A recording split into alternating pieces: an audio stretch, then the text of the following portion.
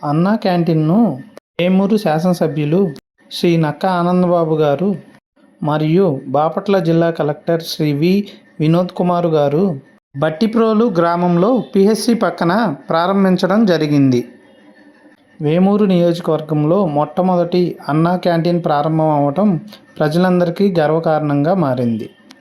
ఆంధ్రప్రదేశ్ ప్రభుత్వ ప్రజారోగ్య సాంకేతిక శాఖ ఆధ్వర్యంలో ఏపీసీఆర్డీఏ నిధుల సహకారంతో 61 లక్షల అంచనా వ్యయంతో ఈ అన్నా క్యాంటీన్ నిర్మించడం జరిగింది. రాష్ట్ర వ్యాప్తంగా బుధవారం ఒకే రోజు 62 గ్రామీణ అన్నా క్యాంటీన్లు ప్రారంభం కాగా మొత్తం సంఖ్య 269కి చేరింది. ఈ అన్నా క్యాంటీన్లకు హరే కృష్ణ ఫౌండేషన్ మరియు అక్షయపాత్ర ఫౌండేషన్ సంస్థలు అల్పాహారం, భోజనం సరఫరా చేస్తున్నాయి. కేవలం ₹5కే రుచికరమైన, నాణ్యమైన భోజనం అందించే విధంగా ప్రభుత్వం ఈ సంస్థలతో ఒప్పందం చేసుకుంది. 2024 ఆగస్టు 15న తొలి విడతలో 100 క్యాంటీన్లు ప్రారంభించగా ఇప్పుడు వాటి సంఖ్య 269కి చేరింది.